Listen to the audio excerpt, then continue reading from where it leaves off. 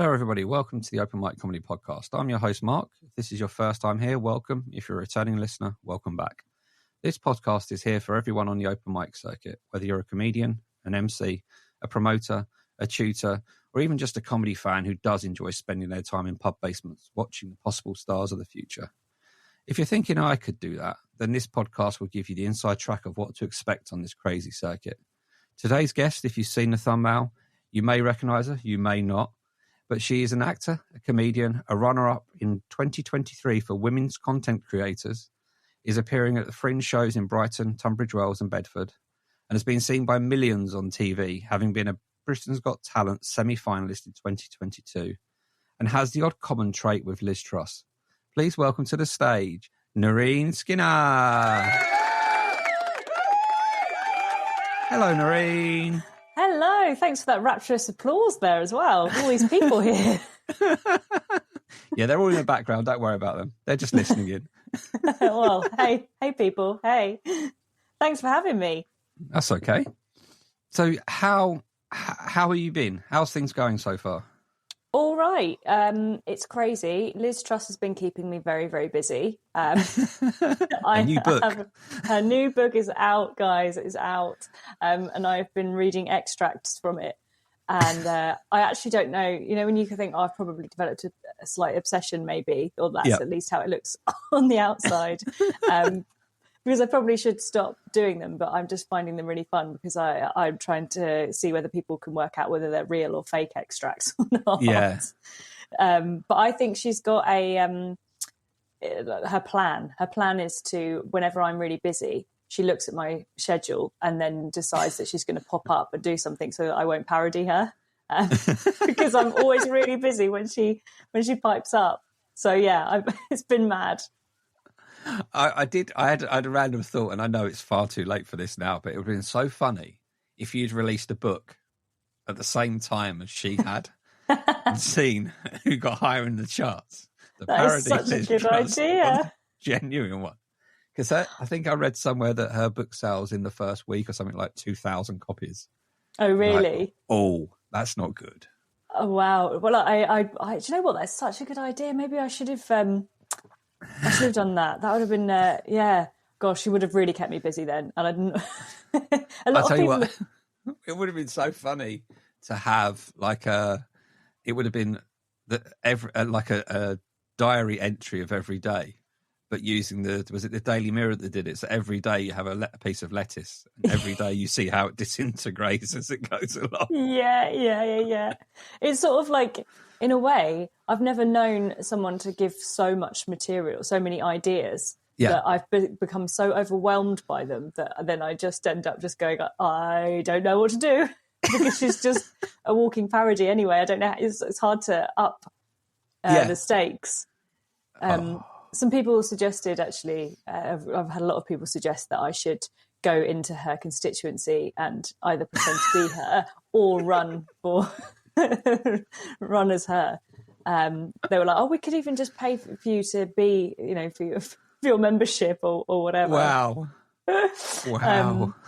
I mean, I may have to do that. I may have to do that just for fun, but it would be it would be a lot of work. Oh, it would, but it would take. I don't know if anybody remembers Al Murray standing against Nigel Farage, wasn't it, in Kent? Yeah. I think it was. Yeah. I can't remember if he got more votes than him or whatever, but it was just the whole.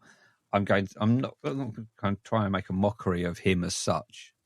Yes. I think Farage got beaten one year by a dolphin or a whale or some sea creature at some point as well. So I think you standing on stage with Liz Truss would be absolutely hilarious. Oh, it would be great. I'm trying to. I want her to keep doing things, mainly for me, not for necessarily everyone else, but because I am planning to go to Edinburgh this year, and the show is called "The Exorcism of Liz Truss." So I need her to keep doing things and stay relevant till then.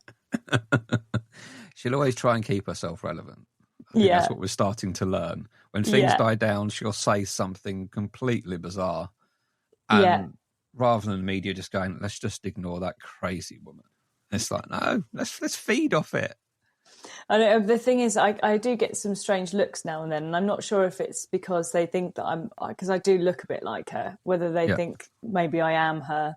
I'm not sure if it's because they think, oh yeah, there's that comedian or anything. I don't think they're recognising me for those reasons. It's that quick double take. It's whenever you see somebody famous and you do that double take, is that them? And yeah, it's that. I had the weirdest situation just as I started to do Liz. That's a weird sentence. I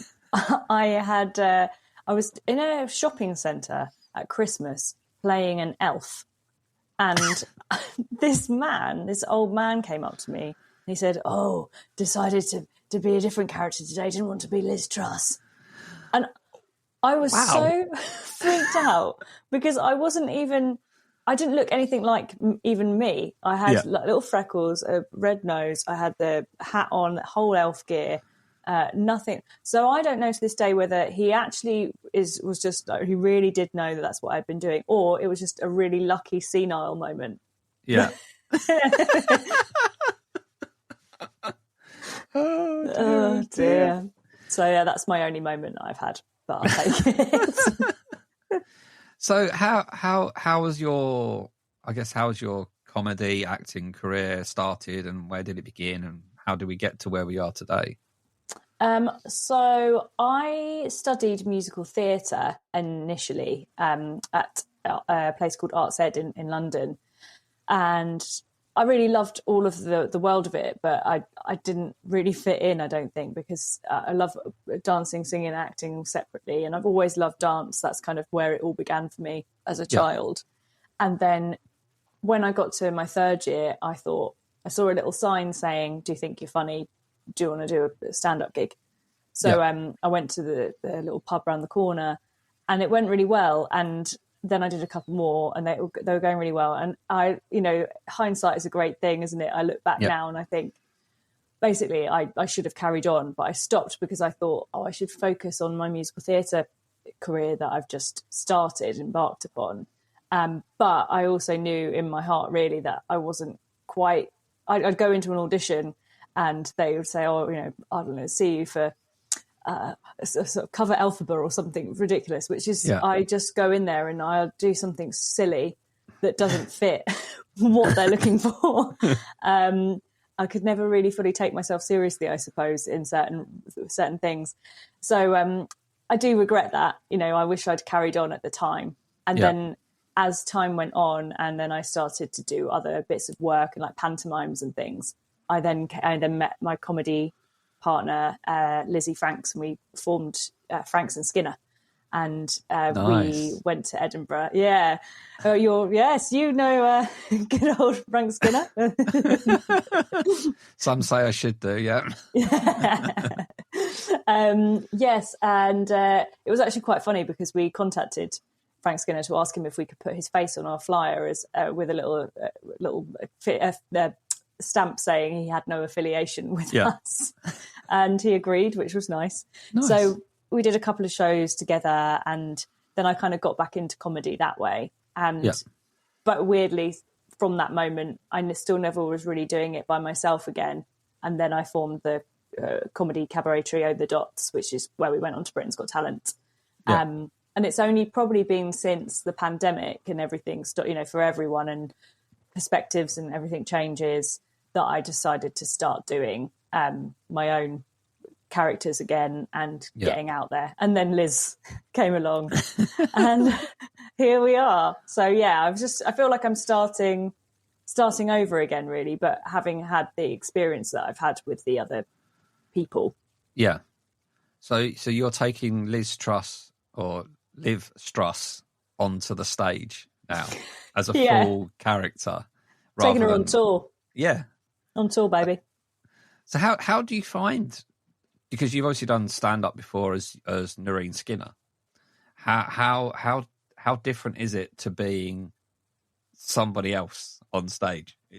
It's a real mind bender for me. Yeah. Do you know what? It's a really good question, because I'm actually finding that at the moment, like trying to work out how much stand-up I should do next to the character and how to get from the stand-up to the character, and is that weird for the audience? And, you know, like trying to find this weird blend that I'm not sure really does exist, to be honest. But do you know what? I actually have always thought, I think it's easier. I find it easier being a character on stage. I think maybe it's because I've spent so long either creating them with the work that I've done musical theatre wise, or in the past with acting, that it's easier to sort of play someone than be yourself. You know, being yourself and getting up on stage is so vulnerable. So I think I lean into that. So actually the moments that Liz comes out, or Boris, or Nadine Dorries, or any of my original characters that aren't political, that's a really fun moment. But I'm really enjoying finding ways of like talking about myself and being open and being honest, and just kind of go, this is what's happened, and then showing them the thing is quite a nice mix. But it is difficult for sure to kind of pitch it right, I think. Yeah, I can imagine, because I guess there would be a temptation to be a stand-up Liz Truss in how you'd imagine she would do stand-up. And it would probably be the cringiest hour and the most... Because you never... How people are laughing at what they see on the stage is probably very different to a traditional stand-up. Yeah. Because they're laughing at you doing the impression, but then also laughing at imagining her doing this in such a bizarre... I mean, we've all seen I assume most people would have seen some of the speeches she's given over the years. You know, the whole pork markets thing was quite a famous thing, where she talks about that, and she does this long pause waiting for this round of applause that never comes. And trying to capture that kind of how she is in that scenario must be got to be quite challenging. Yeah, it is. And what I've discovered, because there are so many ways that you could do it, and that's almost, it's like I was saying earlier, you get really overwhelmed because there are so many different options of how you can go with it. Yeah. But what I've discovered just off the back of what you were saying there is quite fun. I sort of see her as like a warm-up act who, but not a very good one. Yeah. So she can use all of those elements and try and get audience interaction going, but she doesn't know how to, or just talk about her subject matter is cheese, really bad jokes. Yeah. And sort of they're kind of like encompasses it all in just the world's worst. I mean, it's funny in a way, but then I do think about it now as I say it, putting her at the beginning of my show, if I did do that, it might ruin the rest of my show. But I absolutely agree, because it's even just her getting lost walking off stage is quite fun as well. Yeah. She could do that for ages. Yes. Walk around in circles and looking for the door and stuff. It's a good way to waste some time if I can't think of some material, actually. It gives you a chance to try and get the brain ticking back into the routine. Oh, yeah, that's the bit I need to go. Yeah. Just walk around once more. Yeah, exactly. No, I think that's great. And you touched on Britain's Got Talent.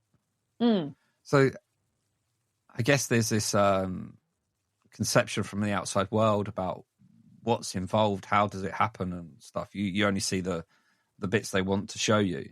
But what's the whole, how does it work and what can you reveal? Well, I'd love to say it was really, glamorous and all of those things, but behind the scenes was just madness, really, and just us trying to run around trying to make things work. But basically, we'd gone through the sort of audition process and things, and couldn't quite believe it that we got onto the show, because the year before we were planning to do it then, but one of the Dots got pregnant, so we thought that wasn't probably going to work. Yeah. It was in terms of where she was in the pregnancy, but then the year that we did it, the other Dot got pregnant. So if you watch it back, you'll see that she is pregnant, and we had to find a way to reveal that within our set and stuff. Yeah. So I think had we have been like just a normal act that maybe was doing, I don't know, just stand-up comedy or impressions or magic or something, it probably would have been easier. But because we had this background that we were this trio that had been forced together, and that myself, my character, was the understudy that had stepped in last minute because of this other thing that this problem that had happened.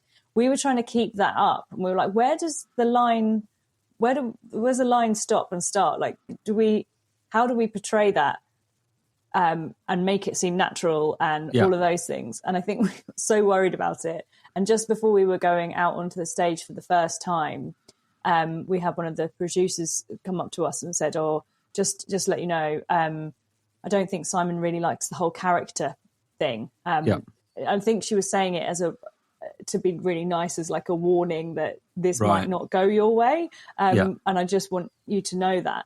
But that is our whole act. Like, I'm going out there and I'm going to be this character, and then it's going to unravel. So that was about 20 seconds before we went out there, and I thought, oh my God. And you go out there and there's like 4,000 odd people. But actually, in a way, maybe it was good that she did say that, because when we went out there, I had that back in my mind. I almost tried to be really as more subtle than I would have potentially been. And he fell for it and he enjoyed it, and that was like the best feeling. And so we kind of left on this high. And you don't find out whether you've definitely got, even though you've got a yes, you're still not sure for a while whether or not you've got through to the semi-finals. Okay, so pause there a second. If we rewind, I'm interested about the audition process.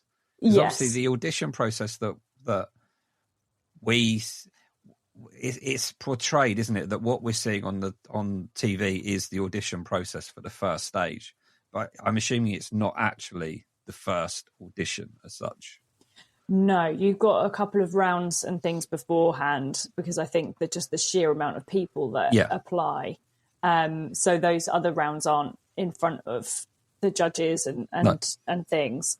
So they've got like a team of researchers that sort of look for people, and or you apply and you do it that way. But either which way, you still got to go through various bits and pieces to get to that point. So that's a weird thing as well, because you just don't know, like especially sometimes after you've done a round or you've done a bit, then we had to sort of send our idea over. So that's like a weird thing, because you're just passing it over, electronically. I suppose like a self-tape for an actor or something. So, I mean, it's done very well in the sense that, because I get it, they wouldn't be able to see everyone live on stage. But I suppose because of that, it felt like quite a long process. But because you're only trying to get onto the show, you then forget that if you did get through, like we did, you've got to come up with the material for the semi-final, but also you've got to come up with the material for the final in case you get through that. Through. And the semi-final and the final is only a week between the two. Oh, okay. So the panic really set in, because I was in Australia doing a job when we found out that we got through to the semis, and they wanted us to like give them our ideas of what we were going to do for it, as well as the finals if we were to get through. And none of us were together. We were having these like really stressful Zoom calls, like, what are we going to do? What do we do? And the time difference being ridiculous as well. Yeah. And it would mean that when I got back, one of the dots was pregnant, and because I got back, it meant that we only had a month to do it. Yeah. And the song that we decided that we were going to do, we found out that we didn't have the rights to it. So we'd had that in our head. So then we had to change everything last minute, and I think the panic started to set in. It's like when you get on a train and you can't I couldn't keep up. I was like running next to the train, and it was like so I think we all then individually probably were trying to layer so many different ideas and thoughts, and the things that we thought, when you visualize something, it's funny, isn't it? However you visualize something, it's never what it is to the other people. So, and we'd made our lives very hard for various reasons. from costume ideas to thinking of having a bigger scale with dancers and things, that actually if you don't have the dancers with you, you can't practice. So if you're going to be hitting them, that's tricky. But it was just a very mad process, because I remember just before the semis, we then had another issue that we had to do the like I was saying, trying to think of what the final would be and sign that off. But we hadn't even practiced what that would be, and we were involving like tech elements and crazy things going off and pyros and stuff in the wrong places. So I mean, one of us would probably have died had we have got through anyway. But it was so stressful. I think had we have gone, okay, we've got a whole year to go. This is what we do for this round. This is what we do for the next, and this is what we do. I think it would be different. But also, obviously, being the program that it is, you want to make an impact on the first round. Yep. So you end up putting more of your jokes in there. Yeah. And then you're like, where do you go? You've got to always up what you've done the last time. And if it was an hour-long show, which is what we did, we took to Edinburgh, it's gradually happening. Yeah. Whereas we kind of like did the whole show in a song. So when you talk about, so you've got your 4 yeses and stuff like that. So that's not your yes, you're in the live semi-final. That's yes, you're now in consideration for the live semi-final. Yeah. Because inevitably, I think they will have probably said too many yeses to all of the people. So there's like another round that we don't see where they decide who gets through again. Oh, okay. So that's a weird time, because you feel like, oh, this thing went really well, because we filmed it in like January time, and then the semis are in May. Mm-hmm. So it doesn't get televised until that point. Yeah. So that's a weird kind of gap, because then it was probably like February, March, where we were like, well, I don't know what's happening. We still don't know whether we've actually got through, but it seemed to go well. Yeah. So and then found out, like, because I thought I can't not go to Australia, because I had this job out there for 3 months. Yeah. And I thought, I've got to go. So I was right bang in the middle of that when that happened. I was doing a Roald Dahl children's show. Oh, you got through. We're like, that's amazing. Can't do anything about it because I'm on the other side of the world. Yeah. So it's the most amazing experience, though, you know. And what was great about Britain's Got Talent is that you could ask them, but especially with the semi-finals, because they want to make everything look good and as well, you know, for themselves, as well as just supporting us. They were, you know, you'd ask them for something, they're like, we can't do that, but we could probably do this instead. And they were very helpful with it. But I think because we were floundering and we were panicking about how we make this thing work, and when we were maybe explaining what that was, we probably, all three of us, had different versions of that in our head. But I mean, it's a real learning curve, because finding out what triggers each of us, and very quickly going, none of us are coping with this very well. We're all stressed. One of us is pregnant and the first baby. The other one is child who's only just like started. I think she missed the baby's first steps. It was horrible. Right.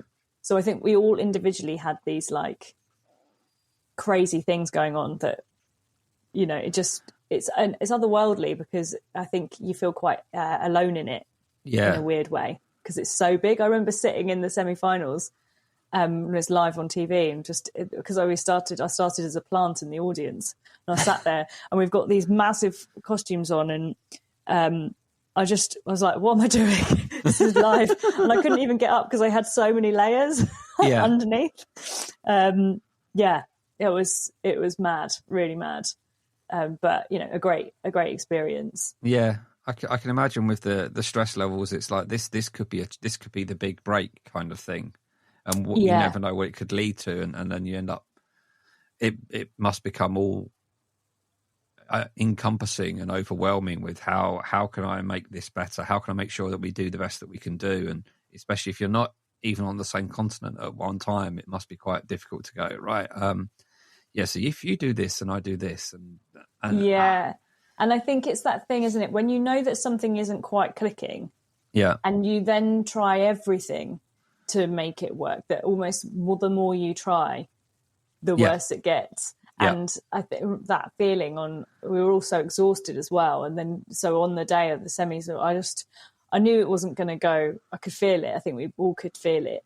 And we didn't know how to fix it at the time.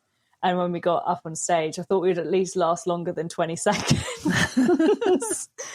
So as soon as the buzzer went, oh no, here we go. But to be fair, I mean, I think it was going to happen that way. But the good thing is I was playing a character that could kind of just be oblivious, a bit like Liz Truss. Yeah. Just like, is that a good thing? She doesn't know. So we could get away with it. It kind of reminded me a bit of like the mischief theatre type of thing that's going on. I really do enjoy them and stuff like that. And seeing when I saw the bit you posted on from YouTube a little while ago, and I was just watching that, I was going, oh yeah, I can kind of see the slapstick nature of everything going the wrong way and stuff. It just becomes that, I don't know, it's just pure entertainment and memorable. And it's also the whole thing started from Truth as well, because it was, about Helen in the middle, who had a group, a vocal trio group, and she had loads of people kept going off to do various jobs. So she'd always have to pull in a last minute understudy to learn everything. And then everyone, inevitably you have moments where you all get on as a group, or you have people that you don't get on with and stuff. So she was telling me all these stories, and I just remember being like, oh, well, why don't we just use the truth? Yeah. The truth is always the funniest thing. Yeah. And then exaggerate it. And then, and that, like, it's funny you say about Mischief, because I've always loved their stuff. And I think we were very inspired by them. And Lucille Ball, kind of that old school variety. And I suppose that's where that's the bit about musical theatre that I love, is that style. And I don't think there's much of that anymore. Apart from recently, I did see Operation Mincemeat, and I think it's the best thing I've ever seen. It's incredible. I don't know if you've seen it, but I haven't. This isn't even a plug. I don't know them. But it's really good, because it has a bit of it has a lot of that in it, but it also is just really silly, and I feel like I don't know. I feel like we all need that universal silliness. It's just refreshing, because doesn't exist as much now, I think. No, I think you're right on that. So does that when we talk about you and comedy, do you see yourself now more as a stand-up comic now, or more of the other side, the acting the acting comedy, or the impressions and stuff? Or, to be honest with you, I don't know what I am. I don't know what I am, because I knew that when we started doing Britain's Got Talent, particularly, I was like, oh, this is it. I really want to get back into comedy and go for this, and it's opening up the world to it. But I didn't really know what to do, so I thought, stand-up would be the natural. Let me get back into that, and so I started that. But then Liz Truss appeared, and I didn't know who she was. Genuinely, a friend sent me a link to her and said, oh, she's really funny. You should do her. Because I didn't know much about politics. I didn't really didn't know who she was. And I genuinely thought that she was a comedian parodying politicians. I didn't think she was real at all. And then I realised that she was. And so I thought, okay, I'll just do it as a joke. And it sort of, I'm very grateful, because it kind of blew up on YouTube and things.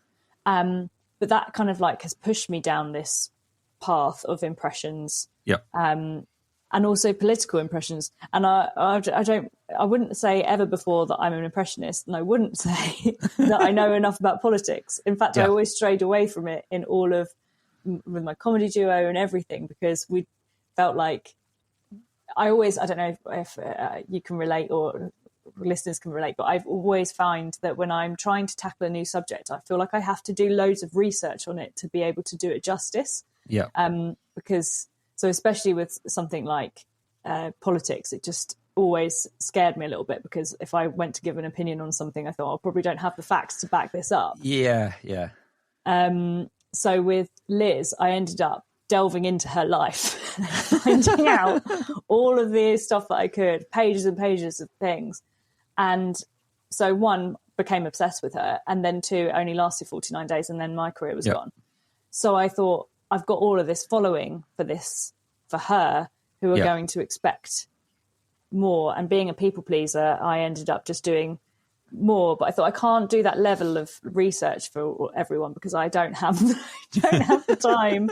So I started doing Boris, and I started doing Nadine, and a bit of Angela Rayner, and as many other that I could, that had big personalities. Yeah.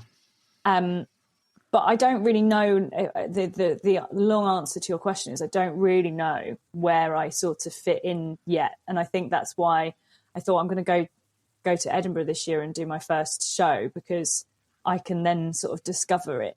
Because I love stand-up, and I love a bit of song, and I love doing the characters. Yes.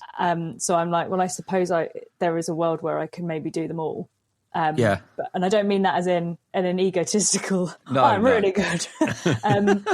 But just as I don't really know where to focus. And I also don't want to get stuck down a hole where I just do, politics.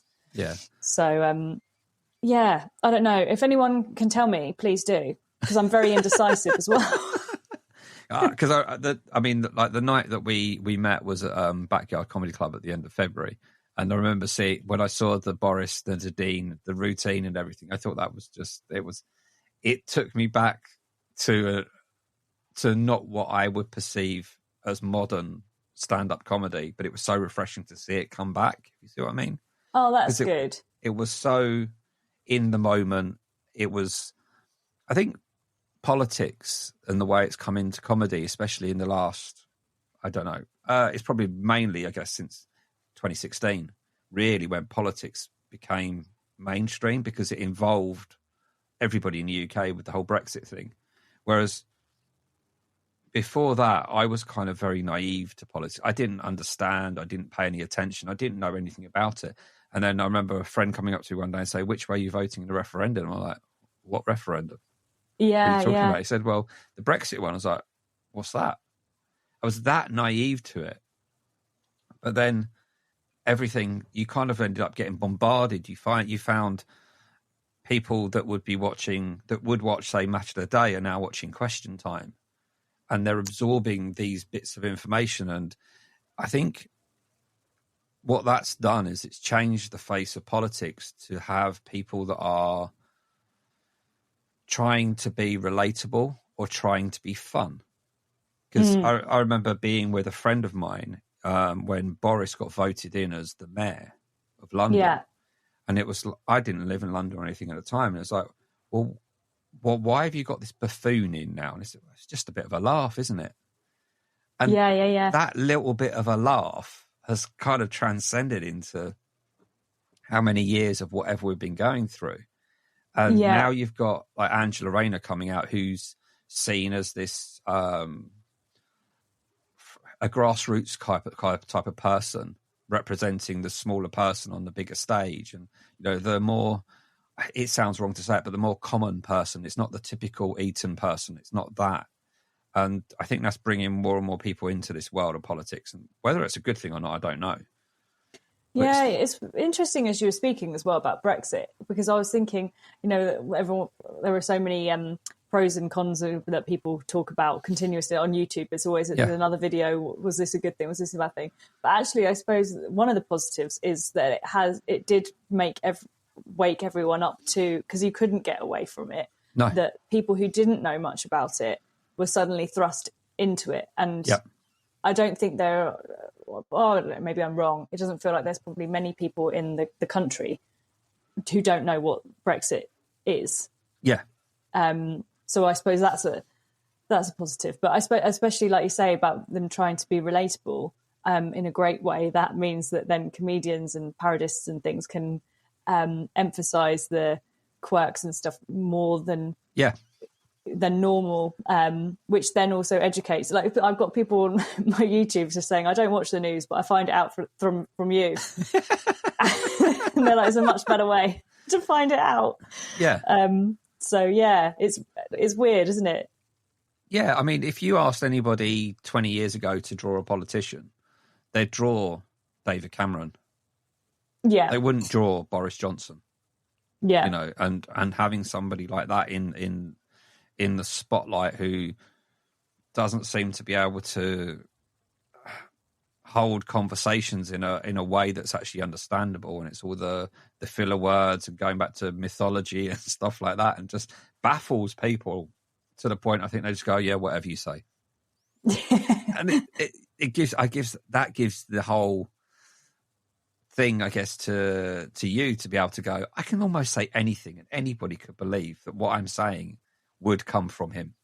Yeah, I think that's what I'm finding really fascinating with these Liz Truss extracts that I've been doing, the book, because I've put, are they real or fake? And then people genuinely are, I don't know, probably real. And they're so ridiculous. And I thought that I was kind of being quite tame. Like, I could have gone further. So it is interesting, because I do think that because people don't know, it's hard, everything, cost of living and everything, that actually the news is not always, I mean, it's always been like that, isn't it? News is always can be depressing or sad. And so you need these outlets, whether it's going to a stand-up comedy night or it's watching whoever on YouTube. But the fact that people maybe, I don't know, maybe I'm naive to it because I've just come into this world of it, you know, later. But I do feel like people, like they say, oh, we're just going to come and watch you rather than from the news. I think they're sort of like, everyone wants to live in denial. It's not a bad place to be all the time, and if I can give a little bit of light relief, I'm up for that. Yeah, I do think, I look back at sometimes like pre-2016 when a friend said to me, which way are you going to vote in a referendum? So I almost wish I'd stayed completely blinkered and didn't actually understand and look into things, because then you see the toxicity that comes out of things and everything that we've had that's gone on, whichever side of the fence you sit on, or multiple fences. It's not politics to me was always seen as it was a sensible place. It's supposed to be a place of discussion that's going to be for the benefit of the people that they're representing. But again, whichever side you sit on, you look at Prime Minister's Question Times, they're trying to be stand-up comics. Yes. And they're playing to a gallery or an audience that, in my mind, shouldn't exist in politics. It should be serious discussion about what's going on, not about so-and-so turncoat or changing his mind or whatever they talk about. It shouldn't be that. It should be sensible, decent discussion.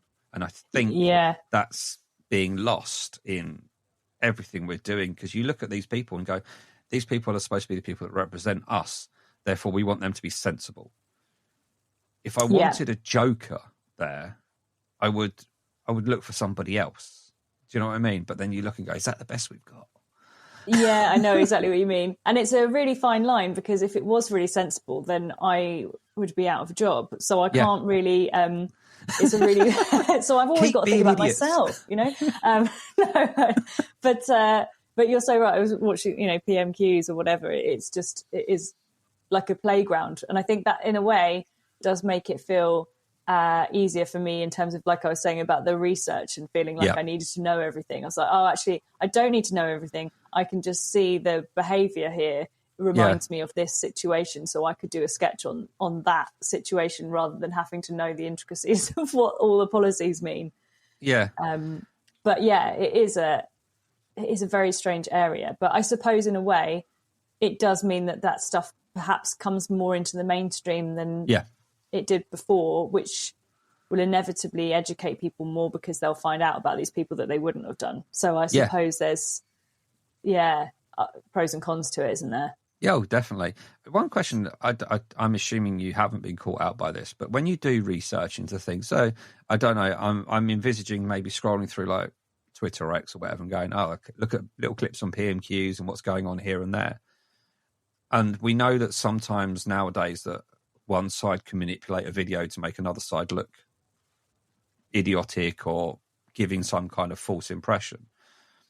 Does that ever cross your mind about, I'm going to be saying something, or is it a case of because it's completely bizarre what they're saying or wrong, and it's coming from a person that would get it wrong, does it fit? Do you know what I mean? Yeah. No, to be honest with you, I think that was part of the reason I always shied away from politics in the first place in terms of comedy, because I didn't really know, because I didn't know enough about it. I was like, how can I then be informing an opinion or look like I am, because I don't know enough of both sides of this thing. But I think that's why I kind of had to give myself a little bit of a break from it when I first started doing the Liz stuff, because I was like, well, all I'm doing really is I'm seeing someone and their characteristics and I'm heightening them. And her voice is so specific as well, her mannerisms with her hands, and it's all just like she's got a cold all the time. Yep. And it's like a child that's really excited about going out to get some pie. And it just really made me laugh, because I thought I can't not do something with that. So if I just take what she's done and highlight it, then it's not necessarily coming from a political angle. It's just I'm seeing someone who's inspiring me. So I kind of think, I suppose, in the same way that maybe an impressionist would, if there was someone else I could do who isn't like Sybil Forty, for example. I do her quite a lot. You know, actually, weirdly, she sounds a lot like Liz. Oh, I know.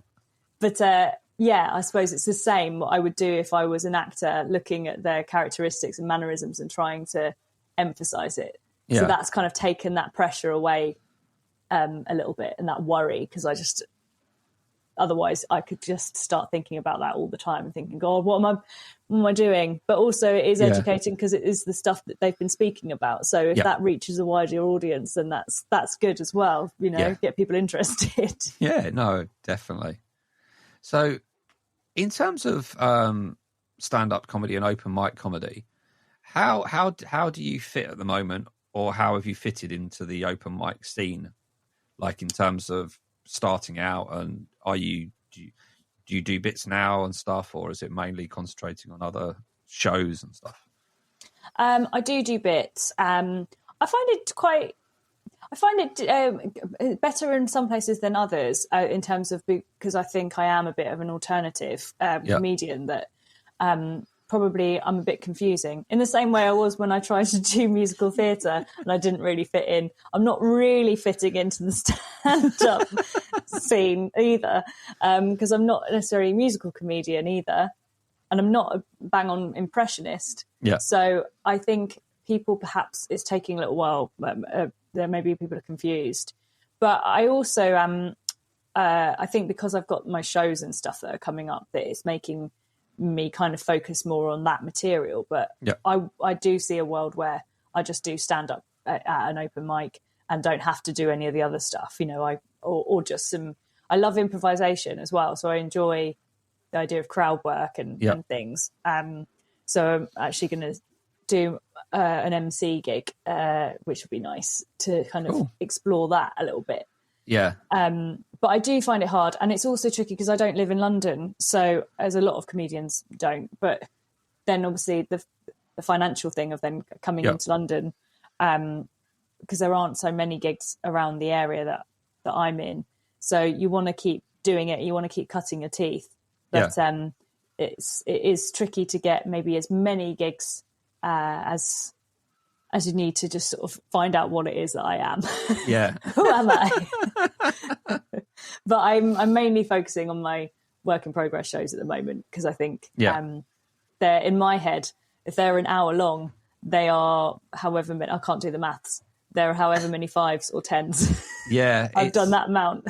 I can imagine it's quite difficult So when you get spots for your to build the hour, do you go along and pick out a certain section of that and go, I'm going to do this on this open mic night or whatever, to try and see if that little bit works, and make a note of how that's going to fit into the whole thing?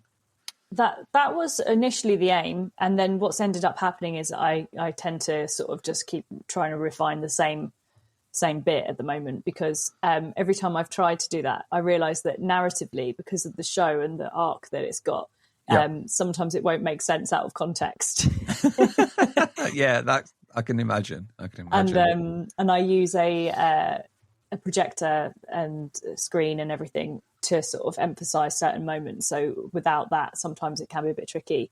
But yes, and the idea is that that's the plan in the lead up.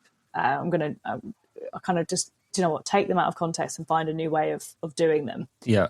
And just try and enjoy it, because I don't necessarily know where I fit in at the moment. And I was like, do you know what, that's okay. I'll just keep doing it and see what sticks. Yeah.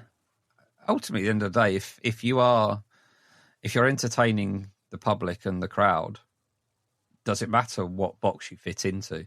Because I can imagine, as soon as you get on stage, and if you walk on as yourself as such, and then you break into Liz Truss, I think it does something to the room that they're not expecting. It's doing that punchline, isn't it? That is completely unexpected. When you do, somebody described it to me as doing like I don't know, what did you say? Something like you're doing A, B, C, orange.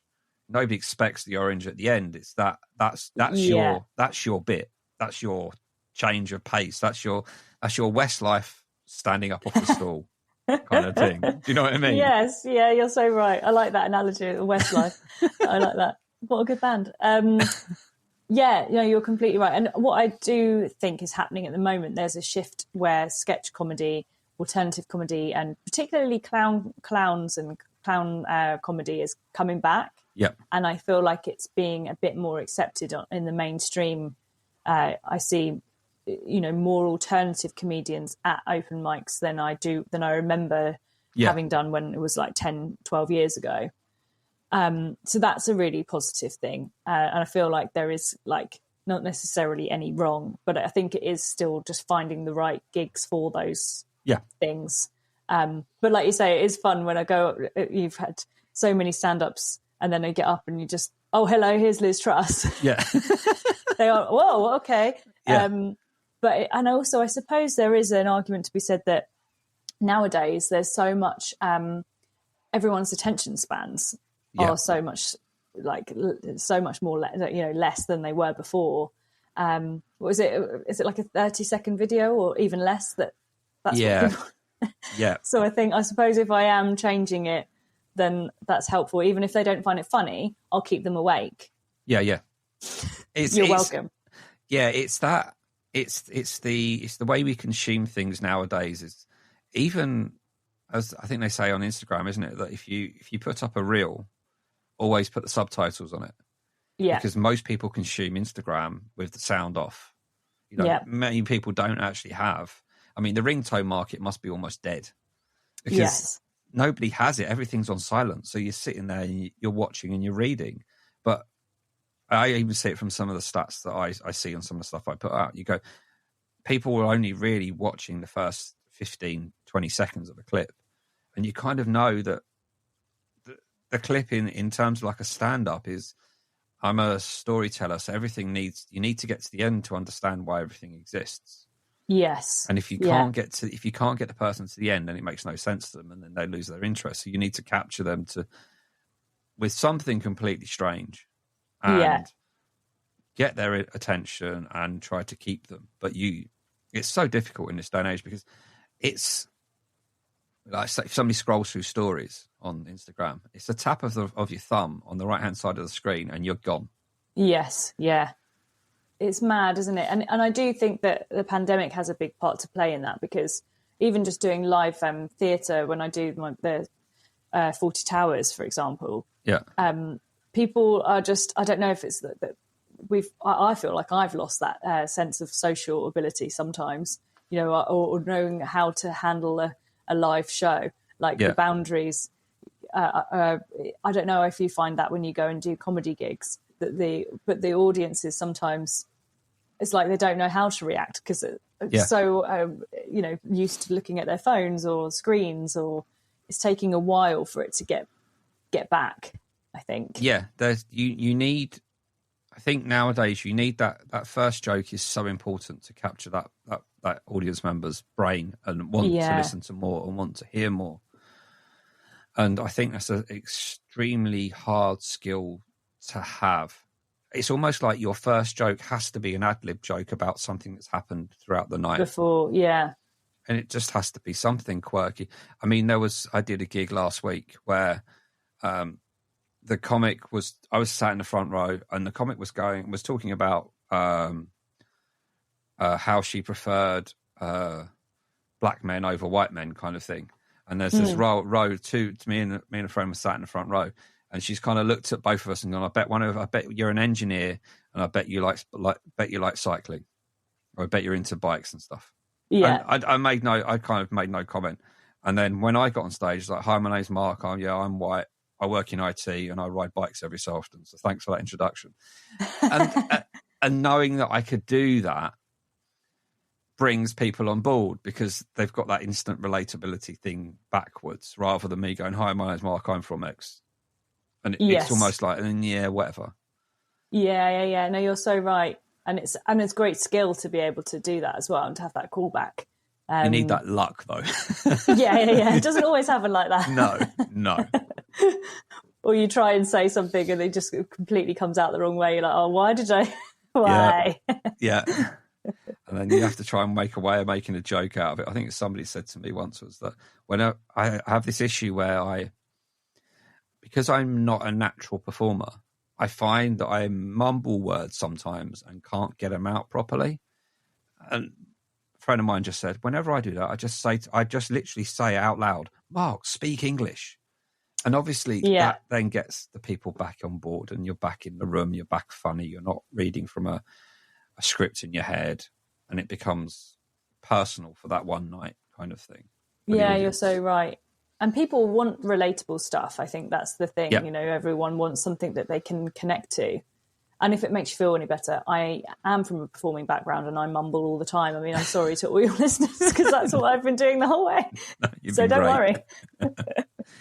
So a common question I ask people on this is, what's your best and worst moments on a stage?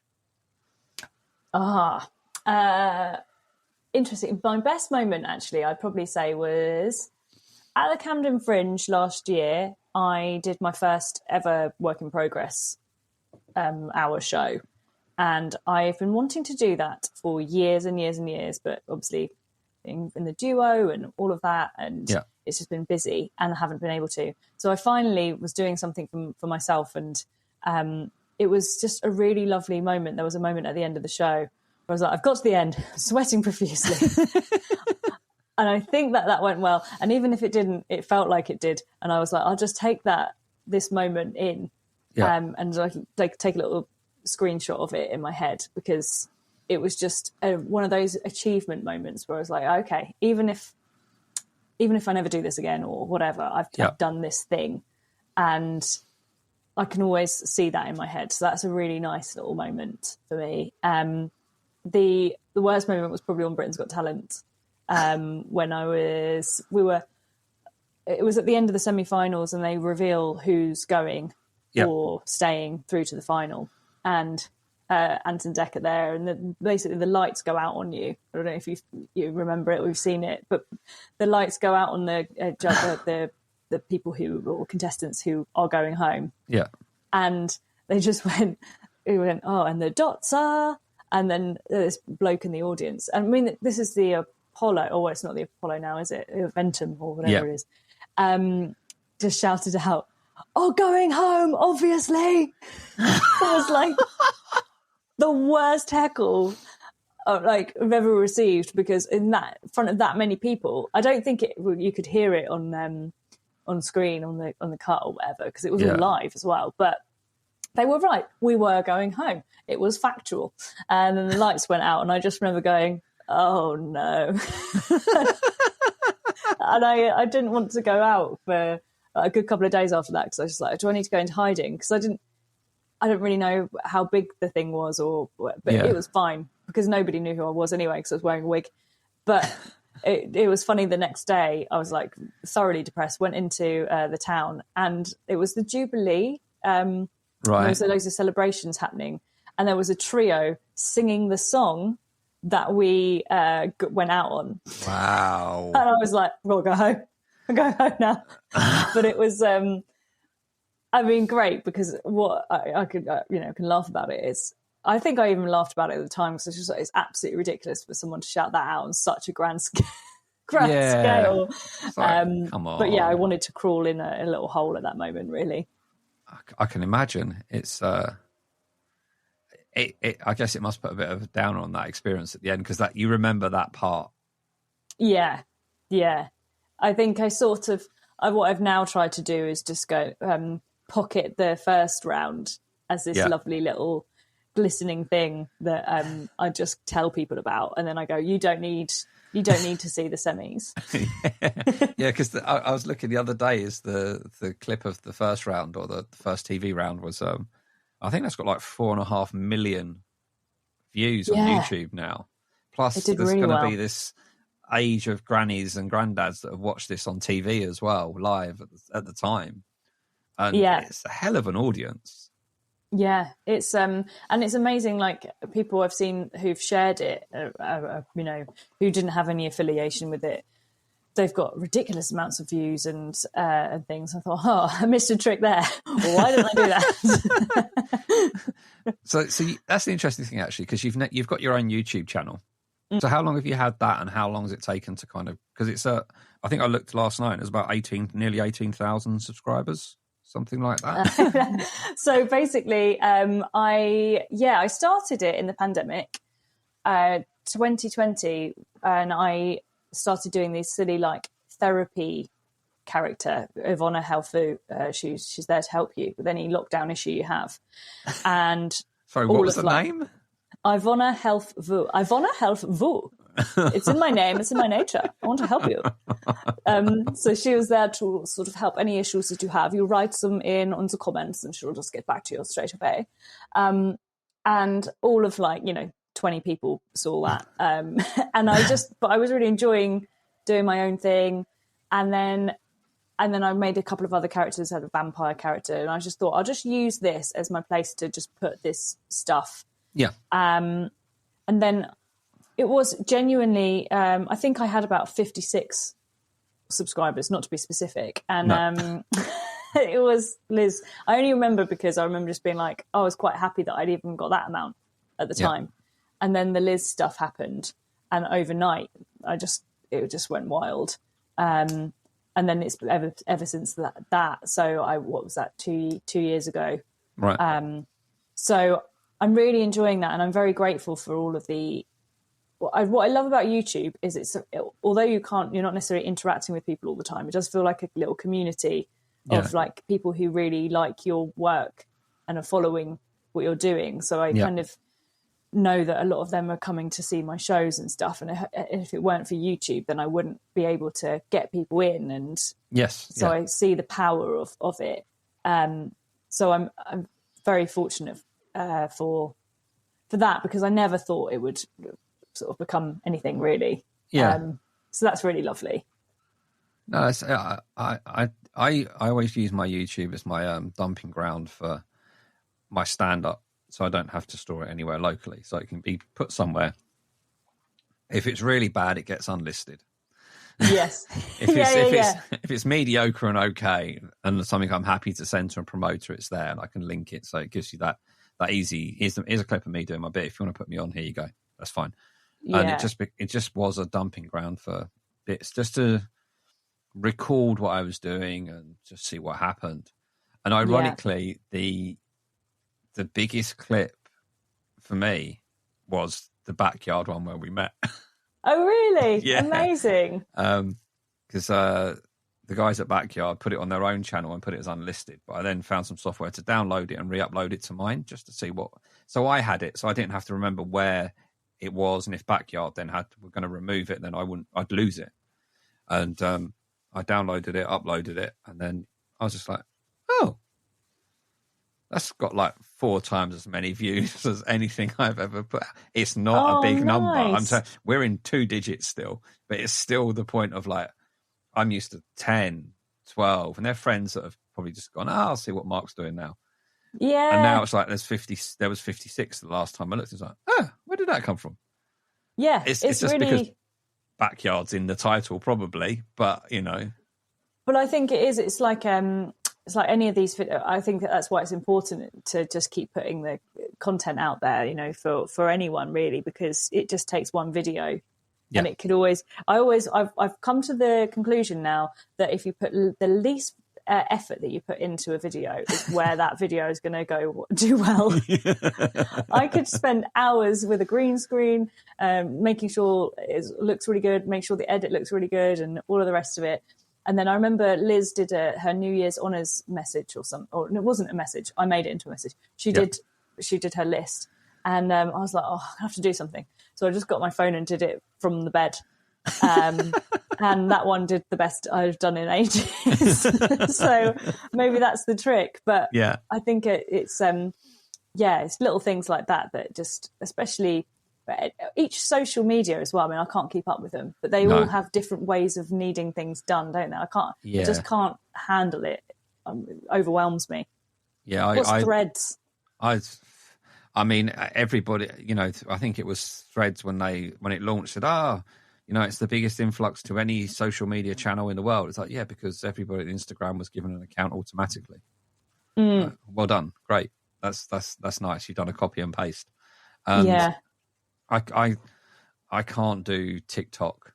That's not my generation. That's really not me. I feel really, you know, look at my TikTok channel. I was like, you're a 47-year-old man. You don't need a TikTok channel. Instagram is bad enough. Well, I drive myself mad. I'm sure everyone is this. I'm sure you're the same, but I just flick from each one. It's like, I'm like, what am I doing? Like, if I look over myself, I think you've just wasted so much time just going from one to the other, but not doing anything on any of them, but you're just going from them. But no, the TikTok one, it's funny how the level of aggression for comments seems to vary from each platform as well. Right. Because TikTok, they're really quite aggressive and just be like, you're rubbish. This is awful. Yeah, get you know, just horrible comments that make it really funny because they're just so ridiculous.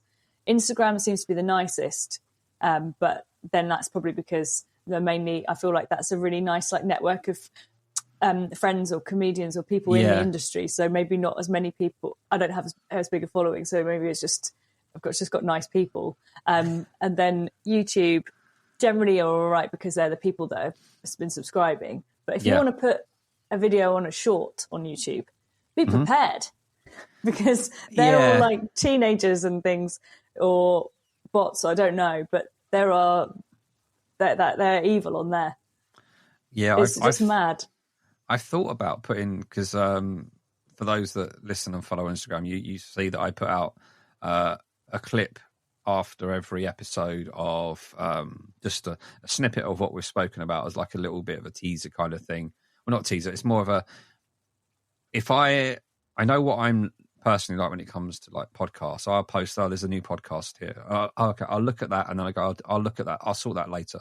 Yeah. And then you forget about it. So then a couple of days later, I'll put a clip up to go, hey, remember this thing that you were thinking about? It's still here. Yes, and give them I'll go and do that now. Or I've seen this clip, and I've contemplated taking those and putting them onto the YouTube channel because the podcast has the YouTube channel that's just where podcasts go anyway. But I thought, I wonder if I should put these up as little shorts and see what happens. But I don't know if I can bring myself to do it or not. I'd have to pick do it. Because you know what you said earlier? You said, and I stand by that. Because if it suddenly didn't go very well or you had problems, you'd just unlist it and pretend it never happened. Yeah. Yeah, it's true. But I think I used to be really stringent on going, I'm only going to put out certain things when I feel like they've ticked all of the criteria or you know, a bit like what I said about the research, have to make sure I've done all this. And I've just gone, I'm just throwing it out there now because I've got the content. So even like with Liz, for example, like I'm aware that I look obsessed with her, probably should go to some kind of mental asylum. But because I'd filmed all of these videos on like one day of like extracts of her book or things, I was just like, I've got them. And I know that they're now wildly out of date, but I'm going to put them out there anyway because I may as well. So I kind of think if you've got something or you've got something that's just sat there, you never know, because it could be that thing that, you know, just blows up is my... you just don't know what's going to gain traction and stuff like that. And I look back at some of my reels that are on Instagram, and we'll look at some of the stuff that gets the biggest number of views and stuff, and you kind of think, I wasn't expecting that. Yes. Just, you know, but somehow something happens. More people see it, more people hit the little heart icon, and then it starts to get a little bit bigger and more, and then it goes further out. Because you look at the your statistics on all of these sites, the metrics and stuff, and you kind of go, so I've got a rolling 30-day count of how many accounts have been engaged with or seen my stuff, and you're like, oh gosh, yeah, it's, you know, it's like 3,000 accounts have seen it. It's like, yeah, but I've got 350 followers. Yeah. So there's this audience. So what are they not liking? Yeah. What is it? You know, I don't know. It's weird. But I think, I don't know if it's Instagram's one of those places where you don't generally have to subscribe, because I think YouTube's a bit like that, in that you don't actually have to, once you start consuming somebody's content, YouTube will still feed you that content, whether you've subscribed or not. Yes, it will still recommend it to you, won't it? Yeah. Yeah. Yeah. I also just can't, I can't keep up or understand how any of it works. I just find it, because on TikTok you can now subscribe to people, on Instagram you can subscribe or like pay something. Yeah. I don't know. I just put my head down and pretend I don't know what's going on. I'll do that in life generally, really. It's the best way. Okay. Going back to kind of the stand-up part of things, pick whichever you want, however you see fit to answer this question. I asked the question of, what's your favourite joke? Doesn't have to be your best joke, your favourite joke, how it came about, and how has it evolved over time, if it has changed at all? Do you know what? I think there's two. I just did a joke once about Liz in the beginning of my set that I didn't realise I did. Right. Which is really simple. It's basically, I just said, which is true. Before I started doing politics, I didn't know anything about it. But I figured it didn't matter because, you know, neither did she. But that just happened as a random joke that I didn't even have it planned. I think I'd actually forgotten my set at that point. Right. So I was just talking. So it came out of improvisation. And I think, I like that because I really enjoy improv and I feel like I want to get more of that into my set. So that was one of those little moments of going, okay, well, that does work, and you can get those moments.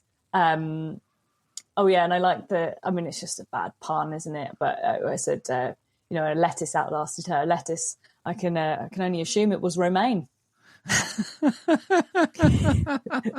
And I know that's controversial because a lot of people don't like puns, really, but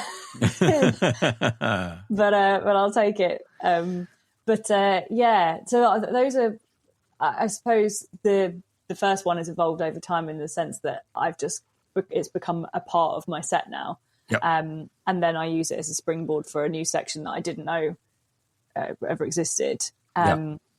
And then another one that is actually a true story about my mum, which is just a recent one, but it keeps evolving and changing. So I say, my mum once recently told the whole village about one of her fellow friends who had asked her for hand relief on holiday, and had asked her and several of her friends whether they'd get him some. She then proceeded to tell the whole village about this sick pervert. Turns out he was actually looking for amber leaf tobacco because you can't get it in this country. she really had finished him off by that point. And that one is really, I love that one because it's true. It is my mum. She did do that. The guy, so I keep evolving it because it's true. Like, the guy's now an outcast. People look at him really weirdly. Yeah. And then, how you're saying about ABC, orange or whatever. I then keep adding more onto the end of the joke. Yeah. But she was smoking hot. I just keep adding extras. So I don't know. It could end up becoming its own 10-minute set. But I enjoy that because I know that it's true and it's and it is genuinely what happened. So I'm not even exaggerating it. I do think when things are at least true or partially true, it also makes it easier to remember. Yes, exactly. You're not trying to remember something you've just made up on the spot kind of thing. You're just trying to get that little bit of extra out as such. Yeah. It makes a difference, doesn't it? I think because you're connecting to it. So I assume therefore the audience will as well because they can see that that's real or that you feel something towards it anyway. Yeah. So if you were, I don't like saying this word to you because you have gone to that kind of level. The question I love to ask everyone is if you were to become super famous and you get the call from the BBC saying it's your week live at the Apollo, and then you sit down with the producer and they said, "Oh, what walk-on music do you want to come on to?" What do you pick? Well, I like the idea that you think that I'm of that level, but so I'll take that for that moment, this moment in time. I think I would use, because I've always wanted to put this in my show, I Will Survive. Yeah. It's Gloria Gaynor that sings that, right? It is. Yeah. Because I always have that in the background. Like when I did Britain's Got Talent, I have had these moments of near success. It was going really, when I first started doing stand-up, it went really well. And then I just left it and just did something else. Then did Nerine Skinner. And then we stopped because she went and did important things like have babies and things and, and had a life. And then I was like, oh no, we're doing the dots. We're on Britain's Got Talent. Oh no. Liz Truss, 49 days. Oh no. And I always have that song going around in my head all the time. I'm just going, I will survive. Oh yeah. Because I keep thinking I'll just get back on my feet and keep trying again. Yeah. So I think if I finally did make it on that level, I'd be like, hey, I did it and you can do it too. That's the one. Oh, that's brilliant. That's really good. Okay. We're kind of winding down on this. And if you've seen any of the previous episodes, and listeners will know what's coming up, is I like to set comedians a little challenge on this show. So what I ask people basically I have this book that's called The Little Book of Shit Jokes by Sid Finch. And I ask every comedian if they would like to pick a joke from this book, tell it live on stage, record it and tag us in it for a bit of fun. Brilliant.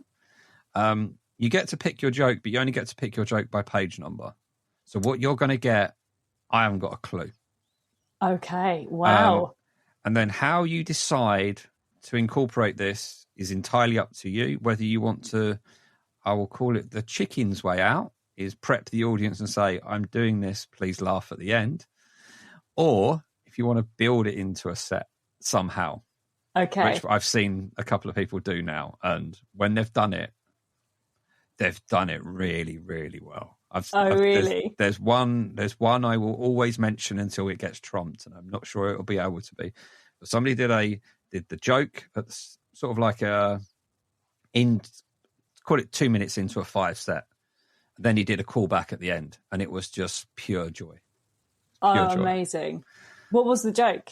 The joke was 2 drums and a cymbal fall off a cliff, badum-tish. That is good. That is good. Anybody that wants to know what I'm talking about, go and look at my Instagram page, look at the Reels section, and you will see a clip from Matt Lowe's who did it. And I've edited it together for him, and you can see how the story evolved and how he did the callback at the end. And it was pure genius. Oh, yeah, amazing. I'm going to look that up straight away. So If you're up for the challenge, give me a number between 5 and 95. I will pre-warn you that if you pick a number that's already been picked, we go again, because no two comedians should have the same joke, even though everybody is currently plagiarising Sid Finch. Fair. I'm going to go with 36. 36. You've got 2 jokes on the page. You have joke 1 or joke 2. Okay. Joke 2. 2, okay. Why did the coffee call the police?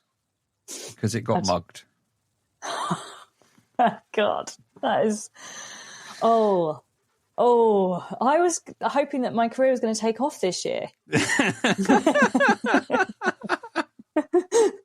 I mean, okay. it could be a Liv Truss.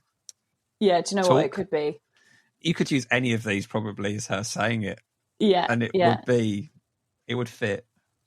Okay, I'm gonna pop it in my MC gig this week. Yeah, I think that's yeah. I love this book. It's such a little bit of fun. Yeah, and I'll say it every time is that a lot of the comedians have taken to the challenge because it brings out the creative part in their brain, and you want to do something, and that you want to do something that stands out, as we all do when we're on the stage, and yeah, trying to take this challenge. I think it's really good. Especially with, obviously every comedian works differently, but if you have got a set that you've got stuck in or set in and, or you find it hard to like jump out and do something a bit different or whatever, it's a perfect way to do it because it is set joke. It's not been written by you, so you've got that safety net anyway. You're just like, I'm doing this thing and then I'll go back to it. So I think it's a great challenge. It's really good. Cool. Okay. So I guess we are going to end this conversation in a minute, but what are your social medias that everyone can find you on? And I'll put links to all of them in the podcast synopsis and description. Thank you. They are at Nerine Skinner, which is Nerine. I get many variations of my name. So at Nerine Skinner across all socials and Nerine Skinner comedy on YouTube. nerineskinner.co.uk is my website as well. Okay. So that's Instagram, TikTok, YouTube. all the hundreds of thousands of social medias, which I'm sure you would like to follow me on every single platform where I put the same content out on every single one. I was going to say, does anybody ever put something different on one to another? It's just like, do you know what? I use TikTok as my testing ground. Yeah. Because I think I don't really know who's seeing that or what's going on. And then I'll go, okay, I'll pop that on Instagram now. It's done its trial. Some stuff never makes its way over. So if you want to see the raw stuff, come over there, guys. Nerine Skinner uncut on TikTok. Behind the scenes. Will this work? My last video was of one of me just dropping a book as Liz, because I did a sketch with Matt Green, and I had loads of takes of me just holding her book the wrong way around, and I thought, I've got to do something with these, so I just smashed them all together and put them as like a little clip on TikTok. It is a bad clip, like I know that, but I was like, I've got the material, like I was saying earlier, and I've just got so many comments just going, get a life, like do something else, it's rubbish. Oh, okay, that's not making it over to YouTube. But says the person who is sitting there on their phone watching feeding my algorithm. Do something, going, just you get the life. You put the phone down, go outside and get some fresh air. And don't look at this if you think it's bad. And also, I just think, it's great, thank you. Keep commenting, because it does mean it will stretch further. Yeah, I bet. No, cool. Thank you very much. And you can find us on Instagram, Open Mic Comedy Pod. We're on the W's at openmiccomedypod.com. If you're enjoying these, please give them a 5-star rating, a follow on Spotify, Apple Podcasts, wherever you get them from, and share them with friends and family and whoever you think will be interested in this kind of stuff. And if you're a comedian that wants to come on, just drop us an DM on Instagram and we'll look at getting you on as soon as possible. So until next time, thank you very much, Nerine. Thank you very much. Thanks for having me. And until next time, I shall speak to you all very soon.